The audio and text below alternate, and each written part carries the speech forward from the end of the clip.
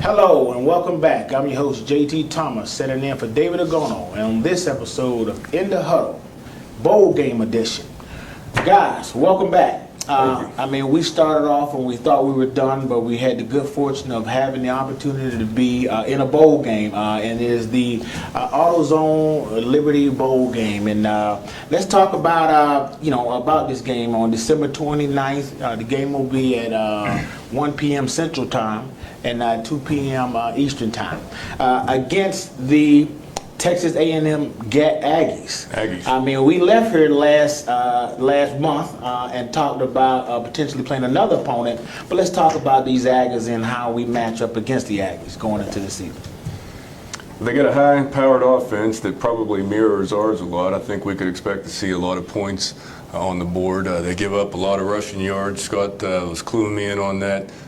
Prior to our on-camera session, over 230 yards a game. I'm going to steal all of your stats that you have anything to talk about. So hopefully we can get our running game geared up and control the ball a little bit, because they can put some points on the board. They average over 30 points a game, I believe, in the top 12 or 15 or so in scoring in the country. So we'll have our hands full on defense. Well, I'll break down some numbers for you since you already started out.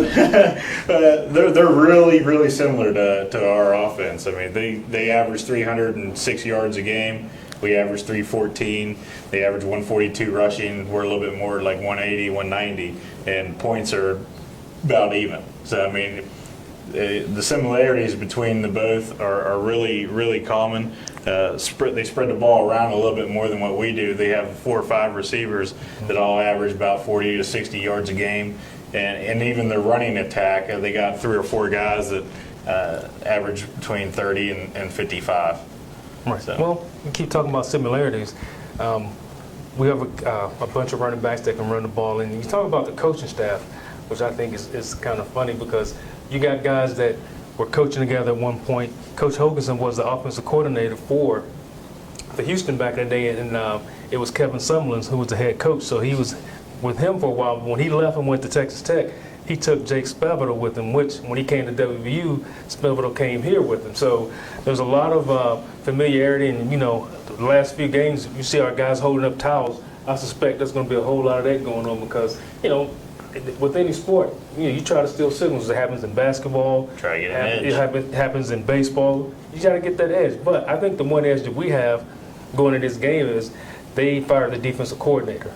So a whole lot not going to change with their defense, even though you fired your coordinator. So I think that's going to be an advantage point for us. But again, talking about similarities, when you're that similar, something's got to happen somewhere in the part of a game, and I'm saying it's going to be special teams. Even more so than that, in terms of, we're talking about similarities. So we're talking about the home of the Heisman winner, Johnny Manziel. That team, started off last year and had a great campaign, and be able to end up in the same situation we were in last year in regard to quarterback play. We started off this year with their quarterback, Mr. Hill, who was later traded in for Mr. Allen. So they had a little I wouldn't say issue, but they're trying to find themselves in terms of finding a quarterback to replace Johnny Manziel. So again, they're in the same boat we were in a year ago in terms of finding leadership, and they started off very well. This team started off 5-0 at the beginning of the season, and really struggled in the latter part of the season. If you would, let's talk about them struggling in the middle of their season. Well, I think it comes down to their defense. I mean, 3 of their top 4 tackling personnel are quarterbacks and a safety. So I mean that means running backs are getting to the second level, and I think we need to mirror this and hit them where everyone else seems to be hitting them later in the season. I mean, look at their Alabama game where they lost 59-0. Alabama did the same thing to us. I mean, big physical, pushed us around, got us tired, and then kind of broke it down at the end of the game. I think that's what we need to get Dreamius Smith and Russell Shell going early. It probably had a lot to do with who they were playing. I mean, they ran into Mississippi State, Ole Miss, Alabama. That was the middle of their schedule, and as it turned out, maybe some of the teams they beat early on, South Carolina was supposed to be a really big win, and it turned out to be a little bit of fool's gold that they didn't pan out to have the kind of season that they were expected to have. So a lot of that had to do with the competition they were playing. I agree. When you look at the opponents, it appears to me that what's quite interesting is the rankings of their opponent. I mean, in the latter part of the season, they play LSU ranked in the top 25 as of today, Missouri in the top 16, and obviously Alabama number 1, Ole Miss number 9, and Mississippi State number 8. You know, so they went in the latter part of the season with some heavy contention, and they didn't fare well. In fact, I believe the only big win that they had at that part of the season was against Auburn, as they beat Auburn 41-38. That's So very similar to Similar ours. to us. Yeah, we played what 4 or 5 top 12 teams, and the only one we beat was Baylor. You know, we lost to TCU, and you know, we lost to Alabama. And we lost to Oklahoma, who was ranked, I think, in the top 5, maybe in the top 10. Then we lost to Kansas State. So, you know, we can go on the whole time talking about similarities because they're very similar. But again, when you talk about similarities, eventually something's going to have to happen somewhere in the phase of a game. And I think, not knowing a whole lot about their special teams, I think, you know, we have some of the best kickers in the country, and that was evident by a lot of our guys getting a lot of accolades at the end of the season. I worry about the turnover situation. I think that's the thing that's going to make or break us in this game. And if we can come out of this game with 2 turnovers or less, I think we're going to win the ball game. 3 turnovers or more, and then I think we're going to run into trouble again, because I think we've had like 28 turnovers so far this year, and they got a true freshman defensive end that's a sack machine, and I worry about that. We've given up a lot of sacks. I think 28 sacks is what I was meant to say. We'll probably have more turnovers than that now that I think about it. But that's what I worry about in this game, is turning the ball over and who's going to be our quarterback. Well, let's go to my number 1 question. What does this game mean to the WVU Mountaineers going into this bowl game after not sitting out a bowl game last year? What does this mean to our guys? I mean, how much does this play in regard to next year? We talked about it last time we met in terms of extra practices, things of that nature. But I would almost assume that there's a lot more to it than just that. Well, the most evident thing is a winning record. I mean, if you go in and win the game, you're 8-6. Looks a heck of a lot better than an even 7-7 season. You look at that, like, oh, 8-6. You're going to build off of this next year. There's a lot of off-season, you know, Momentum. yeah. And then, regards to a 7-7 season, like, oh, we were a 500 team last year. We didn't play like a 500 team. We played at times like an undefeated team, and then a couple games like we hadn't won a game all year. But that's the most evident to me when you look at the bowl game, winning or losing.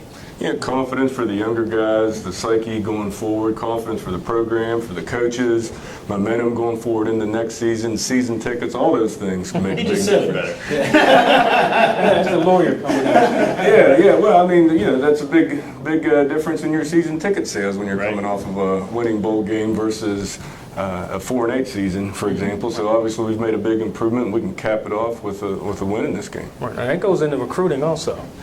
You think about, you want to play for a 7-7 team, or you want to play for an 8-6 team, and like you said, it just sets the groundwork for going into spring practice. And you want to go off. You want to end your season on a winning note, because if you end on a losing note, you carry that into the next season, which the next phase would be spring ball and going into August. So, you know, a win for us in this bowl game would be great, because it does a lot for the program. It does a lot for the kids as far as, you know, that momentum carrying over. So if we can get this win, it'd be great for the program. You know, that was the one thing that you said that really caught my goat in terms of recruiting. And, you know, obviously, you know, we're in the Big 12. We play against Texas team. I'm sure they recruit some of the same Texas players that we would like to have. So I think this will be a great game when it comes to when you're sitting in someone's living room, we start talking about what school you want to come to versus Big 12 versus SEC, and we can put this as a notch on our belt if we're successful in this game. You know, so a lot more in regard to just records. I think recruiting will play a huge role in how we approach this game. And obviously, you know, we talked about this, Will, you mentioned earlier in terms of the coaches being on the same staff, and they know each other well. I'm sure this would be a great opportunity for them to have bragging rights and things of that nature. But, these bowl games are a lot more about people showing up. What do you guys think about Mountaineers traveling 780 miles to Memphis, Tennessee? Will we show up? Will we be there? I definitely think so. Just like who's the owner of the basketball team, Memphis basketball team? He's from West Virginia. He's from Buchanan. Yeah, he's from Buchanan, and he's already been tweeting out and putting on a show and everything. Says, "Come on down." I mean, there's going to be a lot of West Virginia fans in Memphis, Tennessee. Yeah, I heard ticket sales were going pretty good, so I'm hopeful we show up at that game. Right. This was 11 hours. I mean, and it's been our history that we've traveled well. I mean, we're talking 11 hours. Most times, if you go to a Florida game or something like that, we still travel well. So, Memphis, you can drive to Memphis in one day. I'm not driving 11 hours. Well, it's a Monday game, so I mean, he can leave on Friday or even Saturday Drive and still halfway. have a night. Have They have a an nice airport weekend. there, too.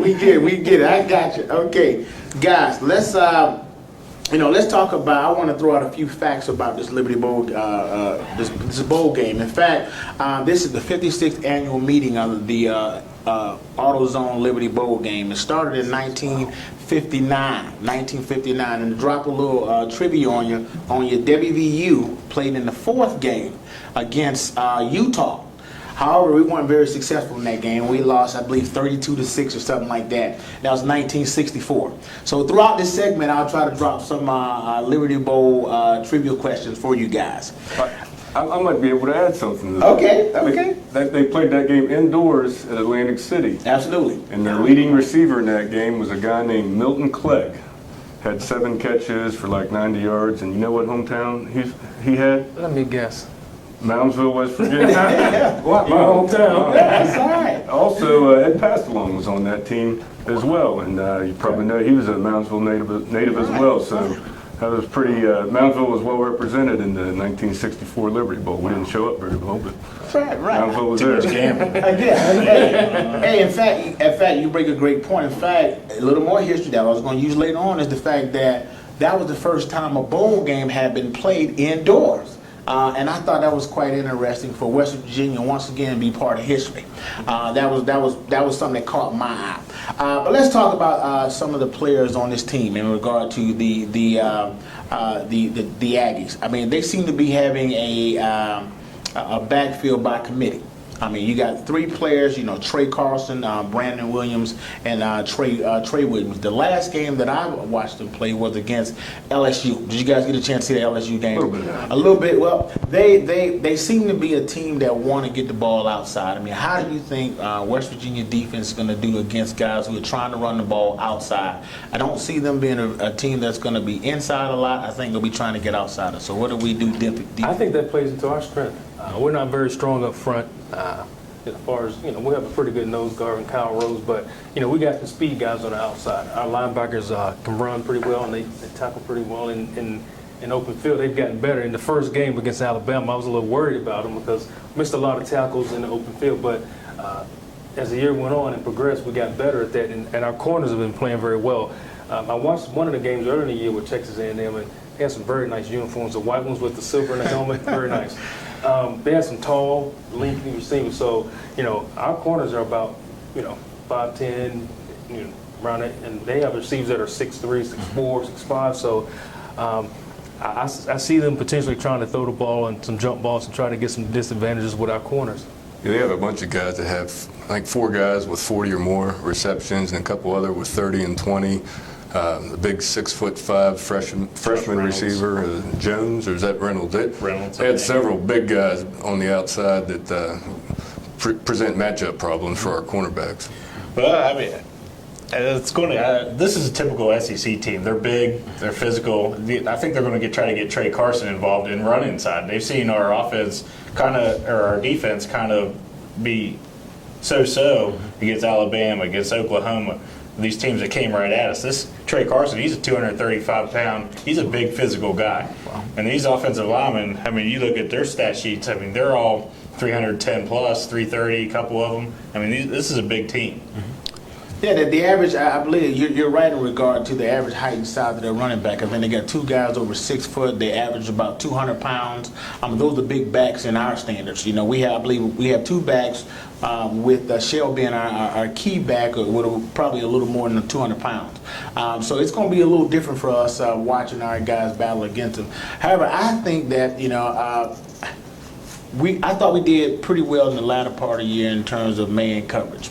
I think if we approach this game sort of like we did the Baylor game, we can shut down some of this activity on the outside. But I agree with you in regard to the front. We're going to have to play more solid football, upfront football, and stop the run early. And if we're able to stop the run, maybe we'll stand a chance with Riddick being able to get to the quarterback. Right. When you talk about playing man coverage, anytime you play man coverage, you got to get some pressure on the quarterback. And you're talking about Shaq Riddick. We got a few other guys that need to get to the quarterback because you can't play man coverage except for 3 or 4 seconds after that. Things are going to break down. So if we're going to play man coverage like we did against Baylor, we got to get pressure on the quarterback. Well, these two quarterbacks aren't an exact threat to be running the ball. So, I mean, that's going to help alleviate and free up a couple Spurs bandit to help get out in coverage as well. You look at their quarterback stat sheet, I don't think they only go for 10, 20 yards a game, which is your typical get flushed out and run. I don't think they're looking to run with their quarterback at all. Yeah, and the Hill guy was probably more of a threat to run than the Allen fellow, the freshman that they have in there now. Right. Guys, this is kind of a great segue into, as you noticed, I was kind of started off with defense because I had a question from one of my Twitter followers and a good friend of mine, Mickey Gump. Mickey Gump posed the question to the panel, and Mickey, I want to give Mickey's Twitter tag, and that's @Mickey Gump on Twitter. And his question was this. Even though Dana Holgerson says there isn't a quarterback controversy, should there be? Going into the bowl game, latter part of the season, we saw sparks from a young guy come in and get the team situated. We know the issues with Clint going in. What do you guys think about it? I don't think there's any controversy. If Clint's healthy, he has to start. Nothing against the young kid. He won 1 game for us. Clint got us to this point, even though he had some games in there where he was, and I wouldn't say it's all his fault because he got hit quite a bit. He was on the ground. We talked about it earlier in the year about keeping him clean. Mm-hmm. He was clean the first, 6, 8 games. He got real dirty for a while, and it showed in his confidence and completion. So I think if he's healthy, you got to start him, and if he doesn't get the job done, then we got to put the young kid in. That's the big question. That's the big if he's healthy. I mean, he's been sacked over 20 times. He's had a couple concussions, and I hope, and I'm sure that our medical staff, and Clint's a bright guy, that they're going to make the right decision, but don't put your health in jeopardy for a bowl game. It's not worth it. I think there is controversy here. If Skylar Howard came in, he's opened up the playbook. This is a dual threat quarterback. I mean, yeah, he's not sold on just taking off and running like Pat White was, but he's a threat. It opens up and puts pressure on the defense, and you've seen that the last few games when he's been in there. So I don't know if it opened up the playbook or not. I think you might open it up for the running portion of it, but for the passing and being able to make checks at the line of scrimmage and things like that, I don't know if the book is as open with Skylar as it is with Clint. Well, like you said, it gets down to the scheme. How are you going to attack this Texas A&M team? I mean, they've given up 240 yards a game rushing. I mean, is that the plane of attack you're going to take, or are you going to try to throw it at these couple All-American cornerbacks? To add to that, I will mention that you make a great point in terms of the different styles of quarterback. I noticed in the LSU game, the quarterback from LSU, they did a lot of read option, and they were able to get outside. And the fact that you had that young defensive end, got sucked in a few times, and then they busted outside. So my friend Mickey Gump, you started a controversy, but it's a conversation that needed to be had in terms of where we stand.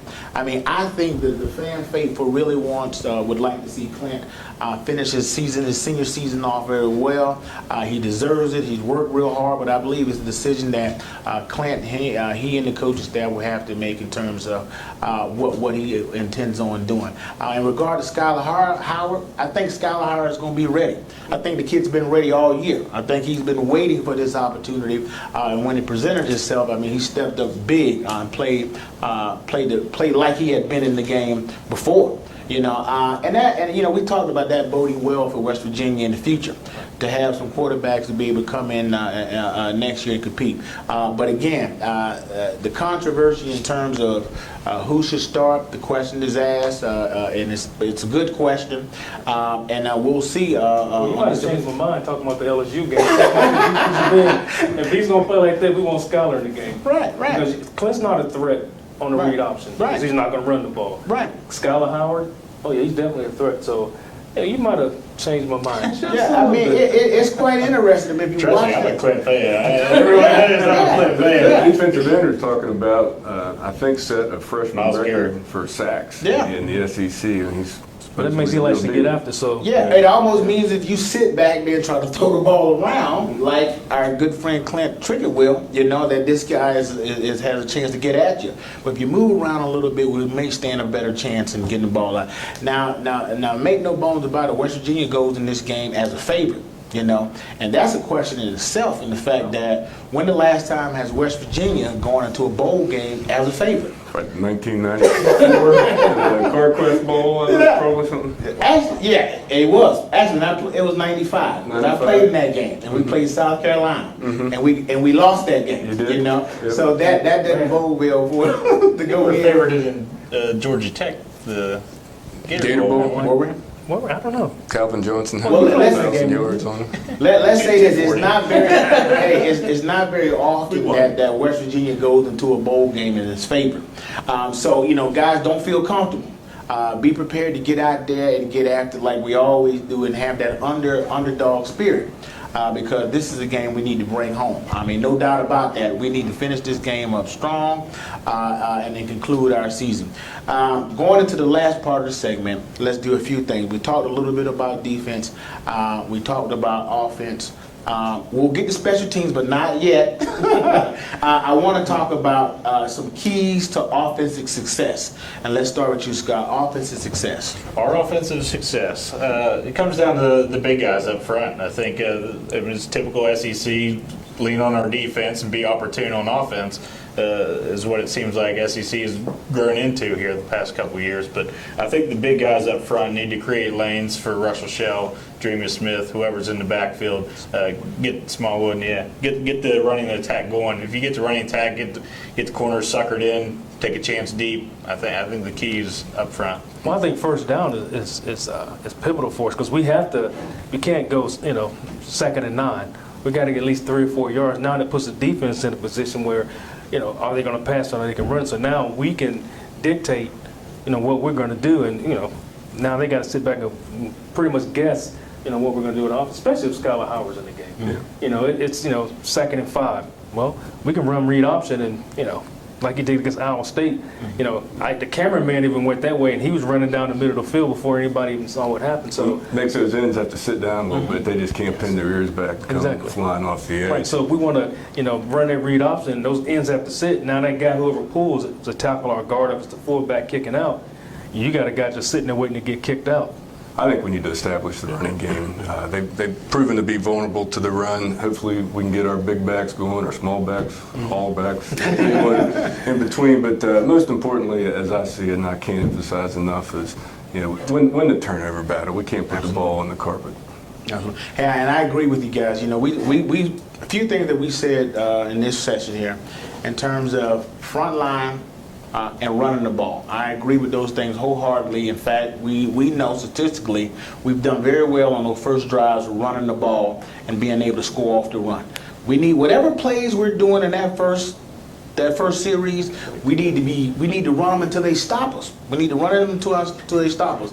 And then if they tend to stop us, let's go back to our man who's been supporting us all year. Let's say we haven't even talked Yeah. about Bolivnikov. I mentioned him earlier. I mentioned Keep him it quiet. We don't want Mr. Kevin White, hear us. Kevin, I'm sure is waiting to have a big bowl game. I mean, this will be a great opportunity for him to conclude his year. What do you think, Will? I think we need a healthy Kevin White. You saw again at Iowa State, he was hobbled a little bit, and Skylar had some problems getting the ball to him a couple times. So I think this time off has been great for him. I'm pretty sure he's going to be healthy, and a healthy Kevin White is A weapon. Oh yes, a weapon of mass destruction. So, and it'll put pressure on the defense. Now you got to be like a lot of the teams we played this year. You got to put two guys on them. If you put one corner out there on Kevin White, God help you. So, No one's been able to cover him one-on-one yet this year. Not helpful. Then if you put two of them, then you got this other speedster on the other end that's going to make you pay. Yep. Hey, so with that, let's move on into defense. What's our defensive keys to us being successful on defense playing against the Aggies? Get to that quarterback when we get there, get him down on the ground, sack him, make sure he's under pressure the whole time, then let him get the passing game, get us spread out, and then they start punching us with the running games. I think we need to get after him. I just covered all of it. That's my offensive point of view. Well, is there anything left? I mean, thank goodness. Well, you can finish that up, Scott. I got nothing.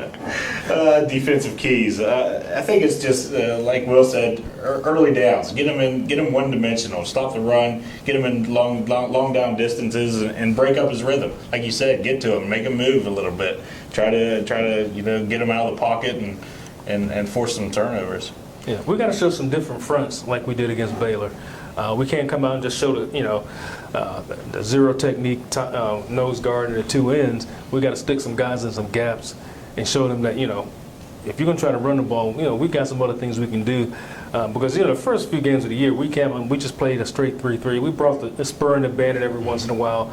But when we started plugging guys in the middle, and that's where they're going to run the ball. You talk about their offensive line. They're big. If I got a big offensive line, what are you going to do? I'm going to turn around and hand it, to a big back and, try to pound them. So I think we'll have to move our guys around. We can't, like you always say, Scotty, never guys, we got doing pre-snap reads. You got to have some movement. So well, we have extra time too, so I think Coach Gibby and his new contract is going to bring out.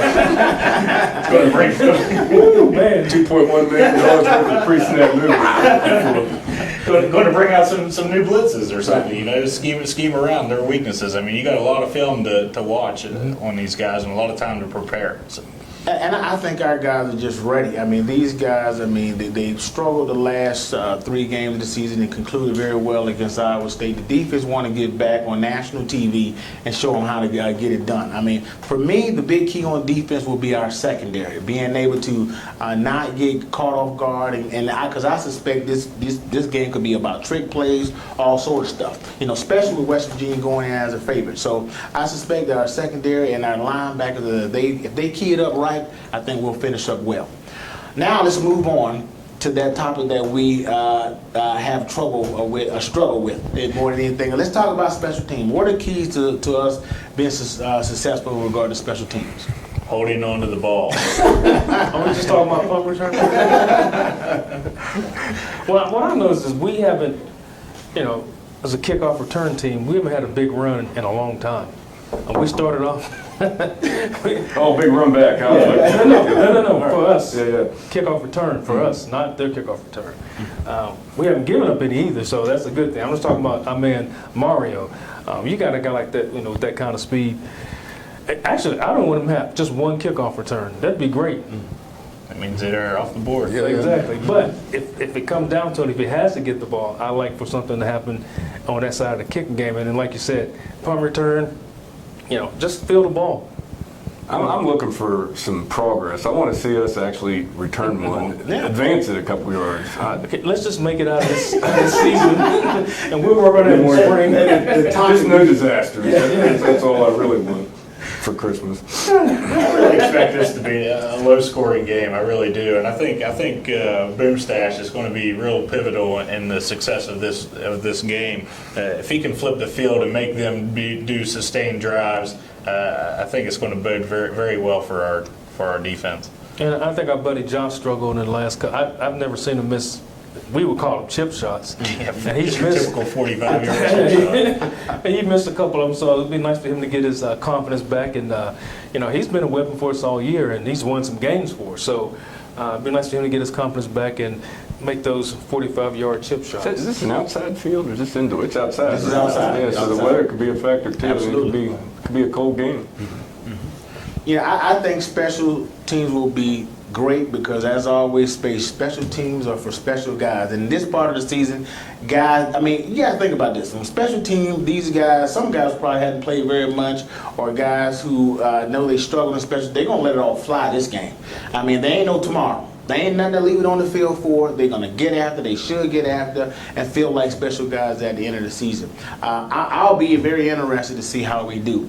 One caution that I would tell you, though, is they have a guy by the name of Devontae Speedy Knowles, a kick return specialist, as well as the kickoff return guy that we really have to watch out for and not let this kid return the ball on us. That's one key that I think we have to be very, very, very aware of, and I think we'll do a good job. Let's finish this thing up with predictions. Let's go, Scott. Let's give it to us. I'm going to say a low-scoring game by our standards of 24-20. I think it's going to be a more of a rushing attack game on both ends of the ball. That's just my prediction. I think we're going to score over 30 points to win this game. I'd like to see about 35-21, never in doubt. Wow, okay. I was thinking low scoring. I'm with you, Scotty. I was thinking 21-17 myself. So, but then again, you get in a bowl game, like you said, JT, you break out all the trick plays. You can't say, well, I have tomorrow, because there's no tomorrow. So, if you got any trick plays, reverses, fumblerooskies, all those things are in your bag, so you can pull it out. So. Sometimes trick plays work the other way. Yes, they do. Sometimes they're not very tricky. They become tricky. Hey, hey guys, I agree with you. I think we win this game by at least 2 touchdowns. I feel real good about the Mountaineers. In fact, I believe in us being the favorite in this game. I think West Virginia deserves it. I think we have the caliber guys to win this game. I hope we do well, because I don't want to see another rant. Hey guys, let me say this. I would give it to you, fellas. I would give it to you on Facebook and Twitter if you guys are not doing what you need to do. But guys, if that's it, we'll go ahead and thank everybody for checking us out, and check back at thedpost.com for more coverage of the Mountaineers. Until next time, huddle up.